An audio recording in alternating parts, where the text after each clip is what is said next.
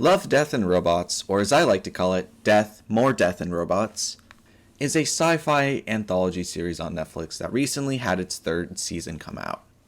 I thought this would be a good time to make a video ranking all of the episodes, because if there's one thing that's clear about Netflix, they really hate fourth seasons. If you haven't already watched Love, Death, and Robots because it seems like a daunting task, then this video is for you. I'll try to group them based off of the ones worth watching and the ones you could probably skip. If you've already seen the show and you're looking for someone to validate your opinions, then I'll see you in the comments, where we'll probably have a boxing match over why I think your favorite episode is trash. Let's get into it. The bottom tier is not even worth watching. I genuinely think there is an audience for every episode of Love, Death, and Robots except one. Comedy is notoriously hard to rate accurately, as it's just so subjective. What I find funny is not going to be what you find funny. Thankfully, Alternate Histories doesn't qualify as a comedy. The premise is that there is a software that lets you change one moment in history and observe the butterfly effect. And what better example than having Hitler die in a variety of crazy ways? It's an okay premise, but it has a middle school level of humor with a bit of OMG so random thrown in. And most adults are probably not going to find this one to be very funny. This isn't a problem in of itself. After all, middle schoolers would like it, right? Well, like a lot of episodes of Love, Death, and Robots, it gets real lewd real quick. There are parts of this episode that would give Mother Teresa a stroke, and there's no way parents would be okay with their kids seeing it. What that means is that the audience for this one is incredibly narrow. It's basically just preteen orphans with Netflix accounts, which has never been a hit demographic. For everyone else, this episode is probably going to be 8 minutes of your life you're not going to get back. And that is actually it for the bottom tier here, the not worth watching tier. Now we're going to be moving up to the lacking tier. It was initially titled the bad tier, but I don't want to call any of the other episodes of Love, Death, and Robots bad, because I genuinely think that they all have merit to them. But some, there's just not that much to dig into, which is why they're going to be ending up here. First one I want to talk about is called All Through the House. The premise of this one is, what if Santa was a horrifying monster? And that's pretty much it. It has a Coraline aesthetic and reminds me a lot of those Tim Burton movies, though, to be honest, I was never much of a fan of them. And this one, there's really not much here, just beyond kind of body horror, I suppose. There's really not much else to say about this one. It wasn't really for me. Right above that, I have The Witness, and I know this placement is going to make a lot of people annoyed. It's here because ultimately it's a 10-minute chase scene with a decent twist at the end. But the problem with the twist is that it doesn't really add anything to the story beyond making you go, oh, that's kind of cool, like right after you finish it. But the more you think about it, the more you think, what was the point of that? I think it was genuinely like a really cool idea with the twist, but I think there was a lot more that could have been done with it. So it's partly this low because of all of that missed potential. And before people hop into the comments and tell me that, oh, it's a metaphor for purgatory or for a toxic relationship, I know. And it's still down here despite that, because I don't think the metaphor really is all that strong. Now we have the dump. Cleverly named because the main character lives in a dump. It's kind of funny, if crude at times, and I can say the main character has an interesting philosophy on life, but honestly there's not much else to this one. I think when I was rewatching the episodes for this tier list, the dump was the one I literally could not remember a single thing about, which is why it's so low here. And let's continue the controversy once again. The next two in this category are going to be Fish Night and The Very Pulse of the Machine. I've grouped them together because these two have very similar premises. Fish Night is about two salesmen that get stuck in the desert, trip out, and see pretty fish. Pulse of the Machine is about two astronauts that get stuck on Jupiter, trip out, and see pretty lights. They both have gorgeous visuals and are probably best enjoyed as high as the characters are. Again, neither of these really have much of a story. they do have this kind of light philosophical air to them that just isn't for me. People are going to be mad about these because I'm sure one of these is someone's favorite episode, but again, this is a pretty subjective list. Up next is The Tall Grass. Now, this one is pretty similar to All Throughout the House in that this one is really just horror for the sake of horror. Not really too much else going on with this one. I have it higher though than that one because I think the animation style for this one is pretty cool. It looks like a painting almost in motion. The animation's really nice, which is why I have it here. And the final one in this tier is going to be Night of the Mini Dead. This one is a zombie apocalypse with little doll-like people. It's a mix of both funny and a little disconcerting. This is probably not going to be anyone's favorite episode, but I think it could be some people's least favorite for sure. Moving on up, we have the tier. While I feel like it got something out of these episodes, I don't think I would recommend them to others unless I knew them pretty well. And I'm also not planning on rewatching any of these anytime soon. The first one in this tier is going to be another controversial one, but I'm going to put Jabaro here because it just wasn't for me. The premise is really good. You have a deaf crusader that gets locked in this kind of fatal attraction with a mythical siren. The shot composition is good. I really like the animation style, though at times I will say the frame rate felt way too low, which made it a little annoying to watch. I probably spent the majority of this episode being baffled though, and not in a good way. I read some articles about this episode after I watched it, and the director says that it's supposed to be a metaphor for a toxic relationship, how these two characters are loving each other for the wrong reasons. And while I definitely do see glimpses of that in there, I feel like the message overall just gets way too muddled with kind of what is happening in the plot, that this one doesn't really make it too high up for me, which is why I'm going to have to go ahead and put it at the bottom of tier. That's not A tier, by the way.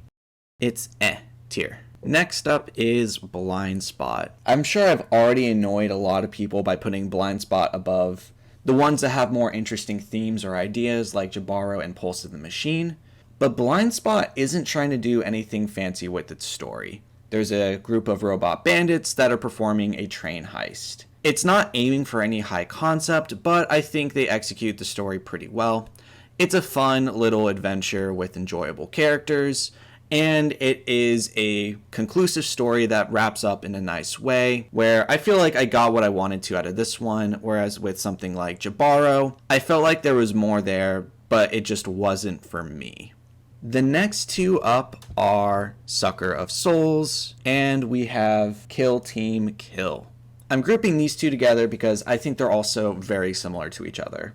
They both involve a team of soldiers and mercs going up against these overpowered monsters with a good amount of gore, shooting, and quips. The characters are all pretty funny and likable in both of these. They're both competent action shorts, good for a laugh, good for a fun time.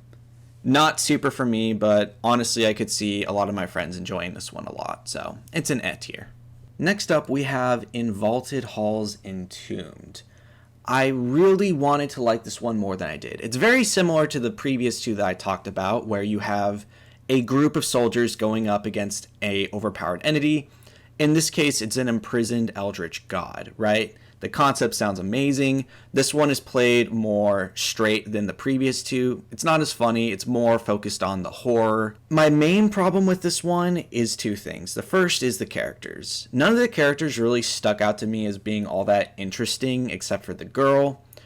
And the other problem I have with it is that a lot of the choices the Marines make in this one are just kind of weird and dumb, and it takes me out of the story a little bit. Finally, it kind of wraps up on this ending that's supposed to be like, unnerving. But honestly, I've never really found H.P. Lovecraft's type stuff to be all that disconcerting, so it kind of just comes off being a little goofy how this one wraps up. Following that, we have The Drowned Giant, the very last episode in Season 2. This one can be summed up as big man washes up on the beach and people get really philosophical watching it decompose. There's interesting themes here, but this is another one that just wasn't for me.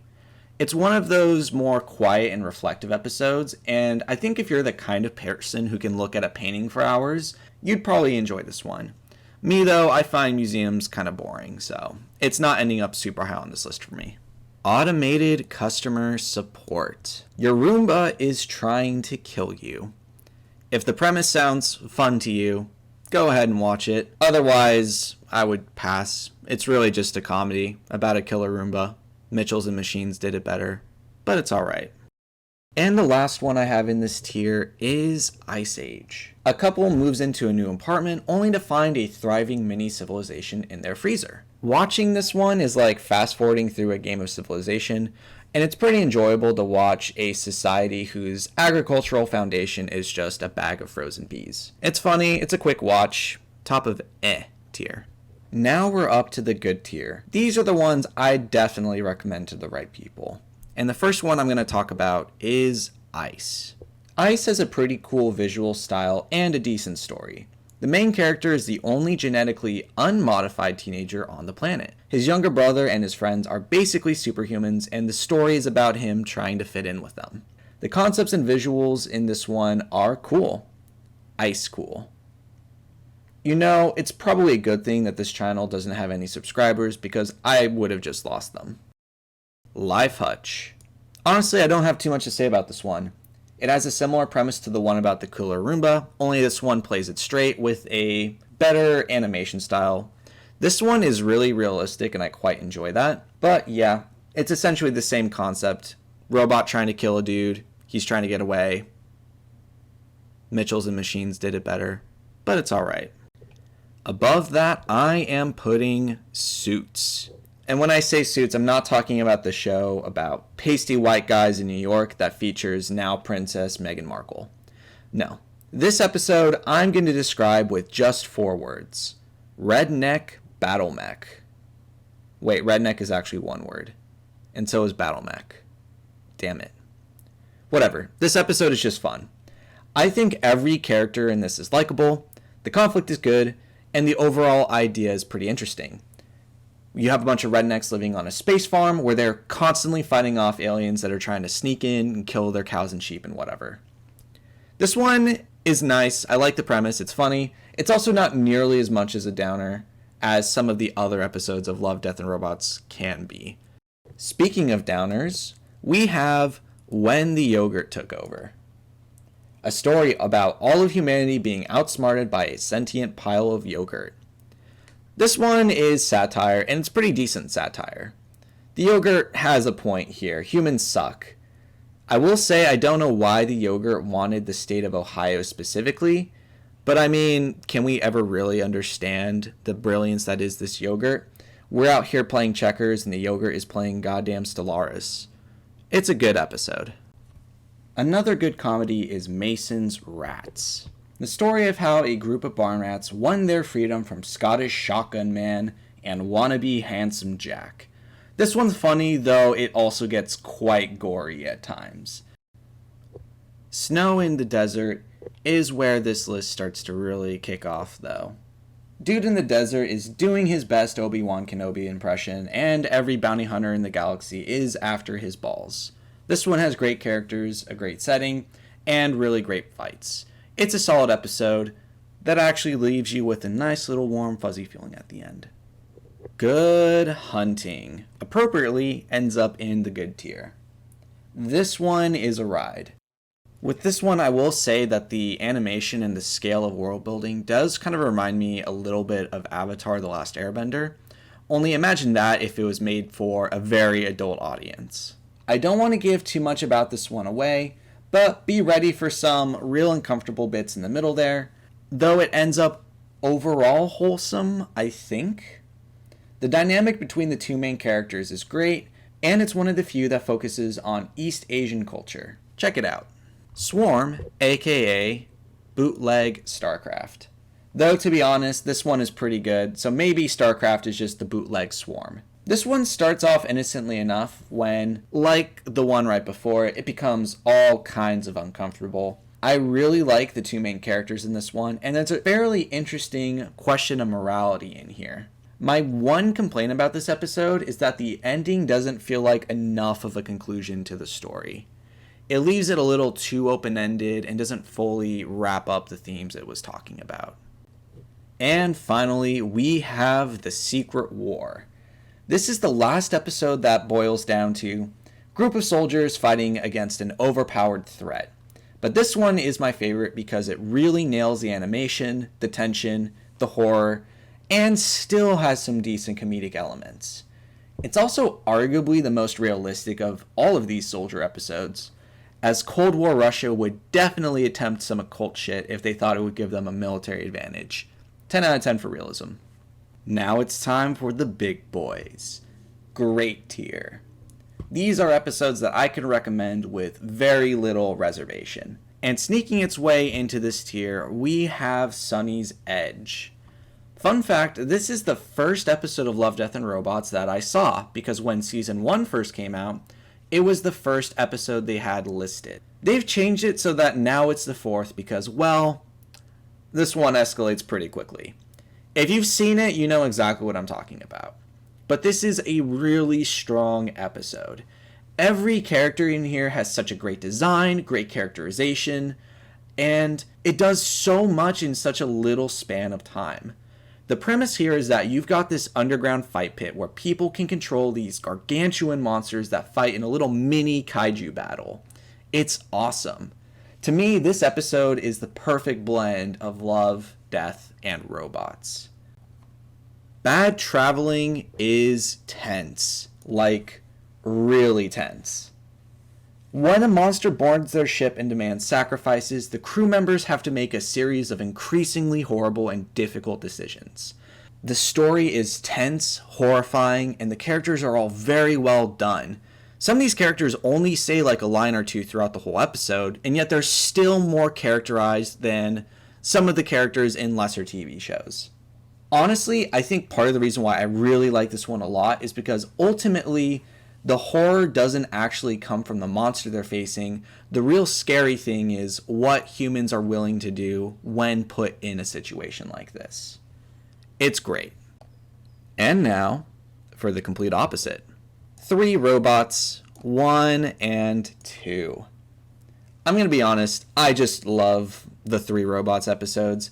All 3 of the robots are cute, they're funny, I like them. These are probably the 2 episodes of Love, Death, and Robots I feel like I could recommend to basically anyone and not be too worried about it. I don't think anyone hates these. They're maybe not anyone's favorite, but honestly, they're a very necessary palate cleanser for how heavy some of these other episodes get. Like the one I just talked about, super heavy, but this one is a nice little refresher. Check it out, it's pretty funny. Alright, let's get back to the more serious topics, like what would happen if we put werewolves in the army? It would be pretty great. When every werewolf story nowadays really just seems like an excuse for a taboo love story where the guy takes his shirt off a whole bunch of times, this is a breath of fresh air. This is a concept that I never knew I wanted so much. You get more characterization from the 2 leads in the first minute than you get from the entire last Star Wars movie. What are you doing there, 3PO? Taking one last look, sir, at my friends. I really empathize with the main character's struggle of not being accepted by the military because he's gay. Wait. Sorry, because he's a werewolf. I don't know where that other word came from. Anyways, this one is really great. I highly recommend you check it out. Great characters, great message, and a pretty solid fight scene in here as well. And for the next one, we have Lucky 13. Now, I'm going to be honest with you guys. I totally just forgot to put lucky number 13 in here. It actually goes all the way back down in the tier. Right below automated customer service and right above the drowned giant. And the reason for that is I didn't super really care for the story of this one all that much. It involves this pilot who has been given the unlucky ship 13. And she takes it into the battle. And she happens to survive, so she thinks, oh, it's a lucky ship. She goes on a bunch of missions with people, fighting bad guys, and the ship gets her out in one piece. It does a good job of characterizing the ship. The conflict itself is kind of whatever. The characters aren't great here either. Like, the ship has the most personality here, which is honestly not a great thing to note about your episode. but Lucky 13 ends up in the tier. Now we get back to the great stuff. Beyond the Aquila Rift. I honestly don't have a whole lot I want to say about this one. I empathize a lot with the antagonist, and yeah, I don't really want to go super in depth because this one is really best if you just go into a blind. One of the best episodes, highly recommend. And that's it. We are done ranking all these episodes. We can go home now. Oh wait, I may have forgotten some. There is 3 episodes still to go. And honestly, I think the placement of only one of these is even somewhat controversial. And that one is going to be Helping Hand. I love this episode so much. A lot of these episodes go for a high concept and do a pretty solid job. This one goes for a simple conflict and absolutely nails it. I want to give a shout out to the voice actress of the main character because I think she was absolutely incredible in this one. This one's short, but it does so much with the little time it has. I think of all the episodes of Love, Death, and Robots, this one makes me by far the most viscerally uncomfortable, not for the squeamish by any stretch of the imagination. And now for the ones that I think almost everyone who watches Love, Death, and Robots can agree that these episodes are pretty damn good. First one being Zima Blue. Zima Blue is so emotionally satisfying to watch. The animation style here isn't going to be for everyone, but I like how stylistic it is, and some of the images in here are screensaver quality. This one does a great job of sucking you in immediately, and I think of all of the episodes of Love, Death, and Robots, this is the one you're going to think about for the longest. And finally, what I think is Love, Death, and Robots' best episode, Pop Squad. Everything about this one is on point. The animation, the writings, the characters. Some of the sci-fi concepts of some of these other episodes can be pretty far out there, but I think this is the most realistic episode we have in Love, Death, and Robots. And that's not necessarily a good thing. I don't want to spoil anything about this one either. Go watch it if you haven't already, and rewatch it if you have. There's just so much interesting commentary going on in here, and honestly, I think it's a pretty necessary cautionary tale. And that's my list. Before you scurry to the comments and write that I'm a moron for putting The Witness and Jabara solo, I want to be clear that this is a subjective rating list. I also didn't make this list intending to put down any of the creators of these shorts. I made it because I genuinely think there is a lot to love with this anthology series. So yeah, normally at this point people say to go check out their other videos, but this is kind of my first one. Let me know what other topics you guys might want me to talk about. I've had a hankering to talk about Star Wars Legends, so maybe that'll be a follow-up video to this one. Thanks for watching.